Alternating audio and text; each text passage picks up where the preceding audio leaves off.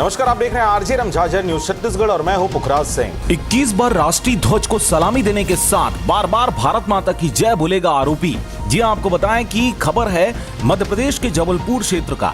यहां पर जबलपुर हाईकोर्ट ने पाकिस्तान जिंदाबाद के नारे लगाने वाले एक आरोपी को जमानत देते हुए अनोखी शर्त रख दी है। कोर्ट ने कहा है कि जब तक मामले का फैसला नहीं हो जाता तब तक आरोपी महीने में 2 बार भोपाल पुलिस थाने आएगा। 21 बार राष्ट्रीय ध्वज को सलामी देने के साथ ही हर बार भारत माता की जय बोलेगा। आरोपी को अपने आप में अनोखी शर्त रखते हुए जमानत पर रिहा करने का निर्देश दिया गया है। आपको बताएं कि कोर्ट ने आरोपी के सामने शर्त यह रख दी है कि जब तक मामला कोर्ट में चल रहा है वह हर महीने 2 दिन भोपाल पुलिस थाने में हाजिरी देगा। उपस्थिति दर्ज कराने के बाद पुलिस के आला अधिकारियों की मौजूदगी में राष्ट्रीय ध्वज को 21 बार सलामी देगा। जितनी बार सलामी देगा उतनी ही बार सम्मान के साथ भारत माता की जय का नारा भी लगाना पड़ेगा। इस शर्त के साथ आरोपी को जमानत पर रिहा करने का कोर्ट ने आदेश जारी कर दिया है। जी हां, आपको बताएं कि मामला क्या है। आरोपी फैजल उर्फ फैजान को भोपाल की मिसरोद थाना पुलिस ने 17 मई को गिरफ्तार किया था। उस पर आरोप है कि उसने